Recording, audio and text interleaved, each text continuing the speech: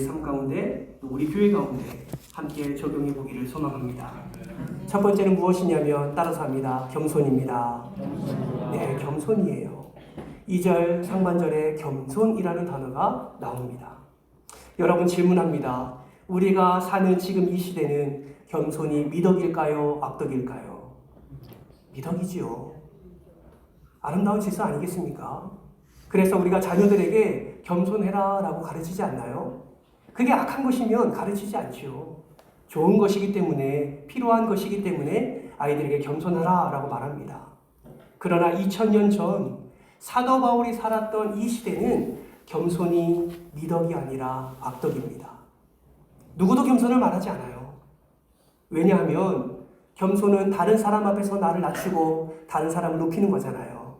그렇기 때문에 겸손은 로마 시민권자들에게는 요구되는 것이 아니라 종 따위, 노예 따위에게나 요구되는 것이 바로 겸손입니다. 그러면 이 당시 미덕은 무엇일까요?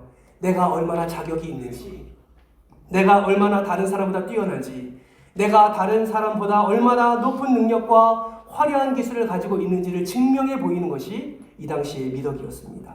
그렇기 때문에 만일 누군가가 야, 너 좀 겸손해 라고 이야기하면 싸움 납니다. 여러분 기억하십시오. 오늘이라야 겸손이 미덕이지 2000년 전에는 겸손은 악덕이다 라는 것입니다. 그러면 왜 사도 바울이 겸손을 말했을까요? 사도 바울이 로마의 문화를 몰랐기 때문일까요? 그렇지 않습니다. 여러분 사도 바울은 로마 시민권자예요. 로마 시민권자예요. 나면서부터 시민권자입니다. 로마에 대한 문화를 잘 알았습니다. 그들에게 겸손을 이야기하면 그들이 분노를 일으켜서 싸울 것이라는 것을 너무나 잘 알았어요. 그런데 왜 그렇게 말했을까요? 그 이유는 한 가지입니다. 그 이유는 우리 주 예수 그리스도께서 겸손하셨기 때문입니다. 유일한 이유예요. 여러분 기억하십니까? 예수님이 십자가에 잡히시기 전날 밤에 마가의 다락방에 제자들과 함께 만찬을 벌이십니다.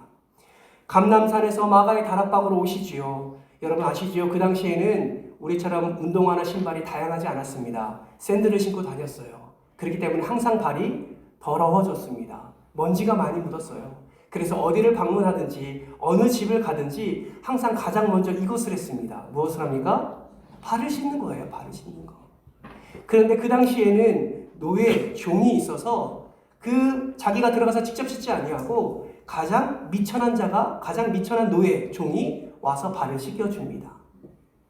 유대인의 랍비 책인 미드라시와 미시나를 보면 그 당시에 집을 방문했었을 때 누가 발을 씻어주는지 기준이 제시되어 있어요. 첫 번째는 조금 전에 말씀드렸던 미천한 종이 발을 씻어줍니다. 그런데 그 가장 낮은 하인 그 종이 너무 일에 바쁩니다. 그래서 그 자리에 없으면 그 다음에 누가 씻어주냐면 집주인이 씻어줘요. 그런데 집주인도 너무 바쁩니다. 종도 너무 바쁩니다. 집에 들어갔는데 아무도 맞이해주는 사람이 없어요. 그럼 그 다음에 누가 발을 씻어주냐? 먼저 들어간 사람이 나중에 들어온 사람의 발을 씻어주는 것이 그 당시의 문화요, 그 당시의 상식이었습니다. 생각해보세요. 제자들이 돌아옵니다. 마가의 다락방에 들어옵니다. 근데 누구도 발을 씻어주지 않아요. 누구도 발을 씻어주지 않습니다. 주인도 없고 종도 없는데 먼저 들어온 자가 나중 들어온 자에게 발을 씻어주지 않고 서로 멀뚱멀뚱 쳐다만 보고 있는 거예요. 마치 자기가 먼저 무릎을 꿇으면 정말 자기가 가치 없는 자처럼 마치 종처럼 되는 것 마냥 서로 쳐다보고 있는 것입니다. 여러분 이때 한 사람이 일어납니다. 그분이 누구일까요? 예수님이죠. 허리에 수건을 동이십니다. 그리고 물동이를 드십니다. 제자들에게 나아가 무릎을 꿇으십니다. 그리고 그 수건을 적셔 제자들의 발을 씻어주시는 거예요. 여러분 이 장면이 어떤 장면인지 아시겠습니까? 온 천지를 창조하신 하나님이 그의 피조물 앞에 무릎 꿇으시는 장면입니다. 이 장면이 만왕의 왕이신 그 예수 그리스도가 그의 백성 앞에 무릎 꿇는 장면이에요. 사도 바울은 말합니다. 사랑하는 에베소 교회 성도 여러분, 하나님의 에베소 교회 성도 여러분을 이미 성령 안에서 하나 되게 하셨습니다. 그러니까 하나됨을 힘써 지키십시오. 그 하나됨을 힘써 지키기 위해 필요한 것은 다른 사람을 높이고 내 자신을 낮추는 겸손입니다. 예수 그리스도처럼 겸손하십시오 라고 편지를 써서 그들에게 마음을 전달하는 것입니다. 여러분, 저는 겸손을 생각할 때 참 감사한 마음이 듭니다. 왜냐하면 우리에게 모든 성도님들이 교회를 사랑하시고 자신의 시간과 물질과 에너지를 사용해서 교회를 잘 섬겨주시기 때문이에요. 특히 우리 장로님들, 우리 권사님들, 우리 집사님들, 토요일 아침만 되면 누가 시키지도 않았는데 이 성전에 나와 구석구석 걸레질하며 쓸며 닦으며 성전을 청소하십니다. 어떤 집사님은요, 우리가 거들떠 보지도 않는 그 쓰레기통이 앞에 서서 하나하나 정리하시며 그 마음을 쏟아내십니다. 어떤 분들은 아침 일찍 와서 이렇게 강단에 보시는 것처럼 아름다운 꽃꽂이를 하시고, 어떤 분들은 주중에 새벽에 일찍 나와서 찬양 운행하시고 귀한 찬양과 또 방송으로 그 겸손을 나타내주시는 모습을 볼 때 제 마음이 얼마나 감사한지 몰라요. 정말 이 자리를 빌어서 여러분에게 정말 다시 한번 감사의 마음을 드립니다. 그러나 여러분, 가만히 우리의 삶을 보면 그러한 겸손도 나타내지만 교회에서나 가정에서나 직장에서 때로 겸손하지 못할 때도 있지 않습니까? 우리는 완벽한 존재가 아니기 때문에 겸손하지 못할 때가 있습니다. 마음을 쏟으며 또 표정으로, 행동으로 여러 가지 것들을 소통할 때마다 우리의 겸손함이 나타나지 아니하고 오히려 교만함이 나타날 때가 있다라는 것이죠. 혹여나 여러분 이 말씀을 들으면서 여러분이 겸손하지 못했던 말과 그 행동과 그 어떠함이 생각나신다면 이것을 기억하시면 좋겠습니다.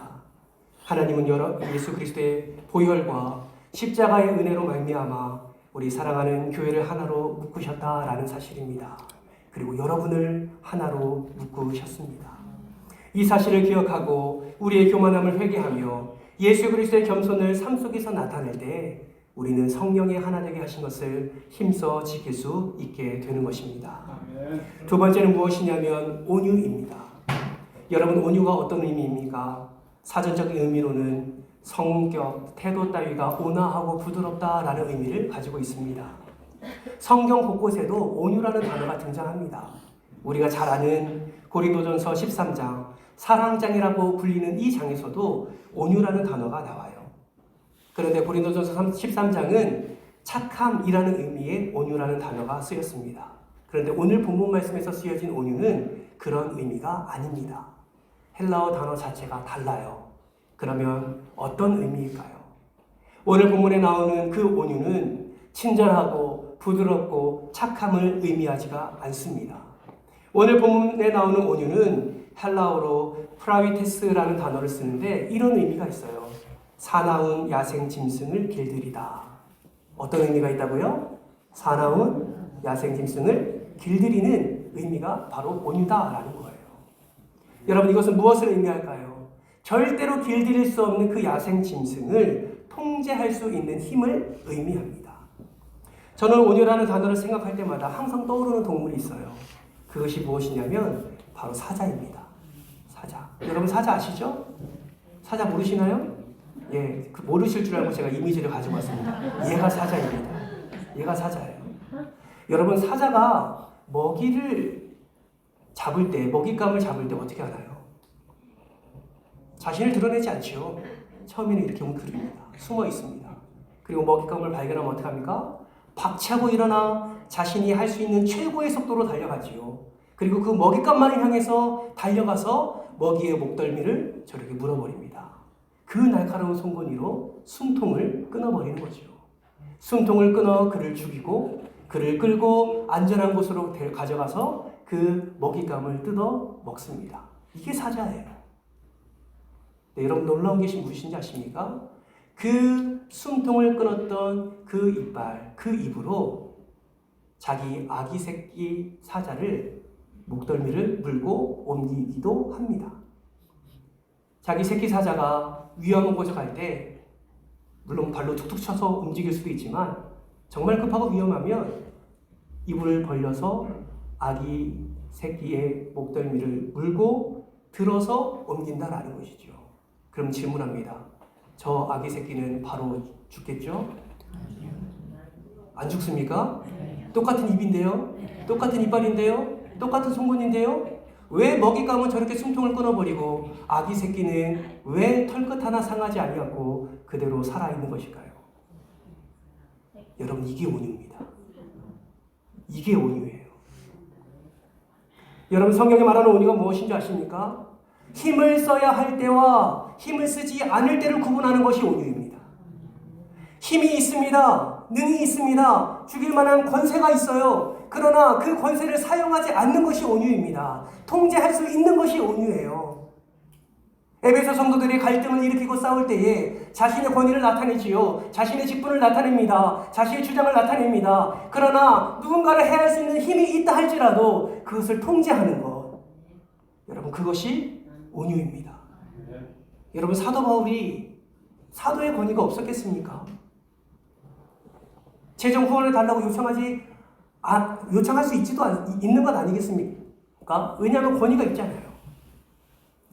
여러분, 부족하지만 제가 목사의 권위로 여러분에게 말할 수 있지 않습니까? 저는 하나님께서 이 자리에 하나님이 세우셨다고 믿습니다. 그렇기 때문에 저에게 하나님께서 목사의 권세를 허락해 주셨음도 믿습니다. 그러나 그 권세를 사용하지 않는 거예요. 왜요? 하나됨을 위해서. 힘을 쓸 줄 알 때와 힘을 쓰지 않아야 될 때를 구분하며 스스로의 그 야생의 짐승과 같은 그런 능력이 있다 할지라도 그것을 통제하는 것. 그것이 온유입니다. 우리 장로님, 우리 권사님, 우리 집사님, 왜 권세가 없겠습니까? 왜 권위가 없나요? 우리 성도님, 중직자가 아니니까 권세 없습니까? 아니요. 성도의 권위가 있습니다. 말할 수 있어요. 생각을 주장할 수 있습니다. 그러나 그것을 통제하는 것. 그것을 통제하는 것, 이것이 온유다라는 거예요. 목사님, 저는 그렇게 하지 않아도 평안하던데요. 저는 온유하지 않아도 우리 가정 행복하게 잘 살고 있는데요. 혹여나 그렇게 생각하십니까? 만약에 그렇게 생각하신다면 여러분 기억하십시오. 여러분은 그렇게 하지 않아도 누군가가 이 온유함을 나타냈기 때문에 평안한 겁니다. 우리 교회가 평안합니까? 누군가가 이 온유함을 나타냈기 때문에 평안한 거예요. 가족이 평안하십니까? 여러분이 모인 공동체가 평안하십니까? 누군가가 힘을 쓸 때와 힘을 쓰지 않을 때를 구분하고 그것을 통제하기 때문에 평안하게 되는 것입니다. 사랑하는 성도 여러분, 그럼 내가 온유하지 않아도 평안하니까 나는 그냥 이대로 살래요. 여러분, 이것이 하나님의 뜻일까요? 그렇지 않다라는 거예요. 성령이 하나 되게 하신 것이 이미 우리에게 은혜 가운데 주어졌는데 이 하나 되게 하신 것을 힘써 지키기 위해서는 우리가 이 온유함 가운데 나아가야 된다고 성경은 말씀하고 있습니다. 아멘. 사랑하는 성도 여러분, 이 온유함이 우리 교회에 있으면 우리는 성령이 하나 되게 하신 것을 힘써 지킬 수 있습니다. 아멘. 이 온유함이 여러분의 가정에 있으면 여러분의 가정 가운데 허락해 주신 성령이 하나 되게 하신 그 은혜를 지켜낼 수가 있다라는 것입니다. 여러분, 이 온유함 우리 함께 공유하지 않으시겠습니까? 이 온유함 함께 우리가 힘써 지킴으로 우리 교회를 성령이 하나 되게 하신 것을 힘써 지켜나가는 그런 은혜로운 교회 만들어 가시지 않겠습니까? 저와 여러분이 이 온유의 통로가 되기를 주님의 이름으로 축복합니다. 세 번째는 오래 참음입니다. 여기서 말하는 오래 참음은 그저 견디는 것을 의미하지 않아요. 여기서 말하는 오래 참음은 70인역 또 다른 번역본에는 이렇게 확실하게 한 단어로 표현할 수 있습니다. 그것이 무엇이냐면 따라서 봅니다. 확고부동. 확고부동이 무엇입니까? 흔들리지 않는 거예요. 요동하지 않는 것입니다. 어떠한 상황이나 어떠한 말에나 어떠한 공격에나 흔들리지 않는 이 확고부동, 이것이 바로 오래 참음이에요. 여러분, 우리는 말에 넘어지지 않습니까? 우리는 한 사람의 표정 때문에도 넘어집니다. 우리는 어떤 사람의 행동 때문에 우리의 마음이 요동합니다. 좌로나 우로나 치우치지 아니하고 베스베스로 나아가는 그 암소들처럼 예수 그리스도를 바라보며 좌로나 우로나 치우치는 것이 아니라 그 믿음으로 나아가야 되는데 말과 표정과 행동으로 우리는 너무나 많이 무너진다라는 것이죠. 여러분, 오래 참음은 어떠한 고난과 상황과 사람 때문에 흔들리지 않는 것, 요동하지 않는 것, 한결같은 것을 의미한다라는 것입니다. 어떤 분들은 예배 드리고 은혜 받고 이 교회 현관문을 나가면서 어떠한 사람, 또 어떠한 환경, 또 여러 가지 상황에 의해서 그 은혜를 쏟아내고 분노를 일으킬 때가 너무나 많습니다. 그만큼 우리가 연약한 자다라는 것이죠. 그렇기 때문에 믿음의 선 우리는 이러한 성령이 하나 되게 하신 것을 힘써 지켜야 할 때에, 그때 내 마음이 무너지려 할 때, 내 마음이 요동될 때, 그때가 오래 참을 때임을 기억하면서 요동하지 않는 것, 그저 흔들리지 않고 예수 그리스도 안에서 한결같은 믿음을 나타내는 것, 이것을 나타내는 것이 성령이 하나 되게 하신 것을 힘써 지키는 비결인 줄 믿으시기를 바랍니다. 네 번째는 사랑 가운데서 서로 용납하는 것입니다. 여러분 잘 기억하십시오. 문구를 잘 보세요. 서로 용납하는 것은 어디 가운데서 이루어집니까? 사랑 가운데서 이루어지는 거예요. 여러분, 이해 가운데서 서로 용납하는 것이 아닙니다. 누군가를 용납할 때 그 사람을 이해해서 용납하는 것이 아니에요. 마음에 안 들 수도 있지요. 생각이 다를 수도 있습니다. 삶의 태도와 자세가 다를 수도 있습니다. 그런데 그를 용납하는 것은 무엇으로 용납할 수 있습니까? 이해가 아니라 사랑이다라는 거예요. 한 번은 이런 일이 있었습니다. 제가 서울에서 사역할 때인데요.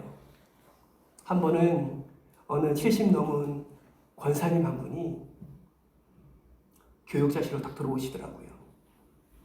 제가 그때는 선임 부목사여서 제일 안쪽에 제 책상이 있었습니다. 거기까지 또박또박 걸어오시더니 갑자기 목사님 그러더니 90도 인사를 이렇게 하시면서 감사합니다 그러는 거예요. 그래서 월떨결에 제가 벌떡 일어나서 같이 90도로 인사해서 저도 감사합니다 인사를 드렸습니다. 그러면서 여쭤봤어요. 근데 권사님 뭐가 감사한가요? 그 권사님이 이렇게 말씀하시더라고요. 목사님 덕분에 제가 어떤 한 권사랑 화해했어요. 그러는 거예요. 저 때문에요? 얘기를 반문을 했습니다. 알고 봤더니 그 전주에 제가 오후 예배 설교를 하는데 용서에 대한 설교를 했습니다. 용서에 대한 설교를 했어요. 근데 그 설교를 듣고 이 권사님의 마음에 찔림이 왔나 봐요. 그래서 집에 가서 핸드폰을 들었다 놨다 들었다 놨다 했대요. 왜냐하면 다투었던 그 권사, 또 다른 권사님한테 전화를 할까 말까 고민했던 거예요. 알고 보니 같은 교회에 다녔던 분이에요. 두 분 다 30년 이상 교회를 섬겼던 분입니다. 근데 어떠한 일로 인해서 갈등이 일어났어요. 근데 그 갈등이 일어난 이후부터 서로 얼굴을 쳐다봐도 인사도 안 하고 같은 공간에서 식사해도 반갑게 맞이하지도 않고 그렇게 근 10년을 그렇게 다녔답니다. 근데 말씀을 듣고 이분한테 전화를 할까 말까 그러다가 이렇게 말했대요. 에이 내비둬. 지금까지 이렇게 지냈는데 뭐. 그래서 핸드폰을 내려놨대요. 근데 그때 마침 전화벨이 울립니다. 띠리리링. 전화 핸드폰을 보니까 자기가 전화하려고 했던 권사님한테 전화가 온 거예요. 전화를 받습니다. 울며 서로에게 용서를 구합니다. 내가 잘못했어. 아니야, 내가 잘못했어. 그 용서를 구하면서 그동안 밥도 한 숟가락 같이 뜨지 않았는데 식사 자리를 마련하고 만나서 서로 화해하며 서로가 하나 되었다고 너무 감사하다고 저한테 그렇게 인사를 하셨던 거예요. 제가 그 말씀을 듣고 다시 한번 그 권사님한테 90도 인사를 드렸습니다. 권사님, 이거는요 제가 더 감사해야 할 일이네요. 권사님 감사합니다. 사람의 말로 듣지 않고 하나님의 말씀으로 들어주셔서 감사합니다. 그 하나님의 말씀을 들으시고 순종해 주셔서 감사합니다. 용서해 주셔서 감사합니다. 하나 되어 주셔서 감사합니다. 그렇게 인사를 드렸습니다. 여러분, 이 권사님이 다른 권사님의 상황과 그 생각을 다 이해했기 때문에 용납한 것입니까? 그렇지 않습니다. 예수 그리스도의 사랑으로 말미암아 나를 향한 그 사랑으로 말미암아 다시 한번 그 말씀이 찔림이 되고 그 사랑으로 말미암아 그를 용납하고 그를 받아들이게 되는 것이죠. 여러분, 성령이 하나 되게 하신 것을 힘써 지키는 방법이 무엇인 줄 아십니까?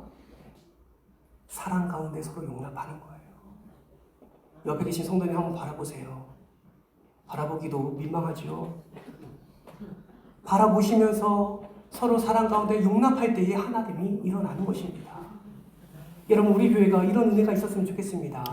많았겠지요. 제가 알지 못하니까 훨씬 더 많았을 겁니다. 그러나 그 예전의 은혜가 아니라 오늘의 이 은혜가 누려졌으면 좋겠습니다. 예전의 왕년의 은혜가 아니라 지금 하나님이 부어주시는 서로 용납함의 은혜가 우리 교회 가운데 일어나기를 주님의 이름으로 소망합니다. 마지막 5번째는 평안을 매는 줄이에요. 간단하게 말씀드리면 평안을 매는 줄은 평안으로 서로 끈을 묶는 것을 의미합니다. 평안으로 끈을 어떻게 묶습니까? 평안을 물어보고 평안할 수 있도록 그의 필요를 채워주는 것이죠. 누가 어디가 아픈지 여러분 알고 계십니까? 그의 가정이 얼마나 어려운지 알고 계십니까? 여러분, 사실 우리 교회 100여 명의 성도들이 함께 예배를 드려도 한 분 한 분 다 알기가 어렵지요. 그러나 여러분, 성경은 말해요. 그렇게 평안으로 하나하나 다 싸매어 갈 때 성령이 하나 되게 하신 것을 힘써 지킬 수 있다라고 말씀하고 있습니다. 그래서 여러분, 이렇게 모여서 드리는 감격과 축제 예배도 너무나 중요하지만 여러분, 기관 모임도 너무나 중요하고요. 구역 모임도 너무나 중요하고요. 부서 모임도 너무나 중요한 거예요. 여러분, 평안을 매는 줄로 성령이 하나 되게 하신 것을 힘써 지키지 않으시겠습니까? 나의 처지만 생각하는 것이 아니라 사랑하는 우리 성도님들의 처지와 그 상황을 이해하고 또 사랑으로 용납하고 또 그의 필요를 채워주는 이런 평안을 매는 줄로 하나 되어질 때에 성령이 하나 되게 하신 것을 힘써 지킬 수 있을 줄 믿습니다. 사랑하는 성도 여러분, 여러분과 함께 이 말씀 가운데 우리가 함께 거하기를 소망합니다.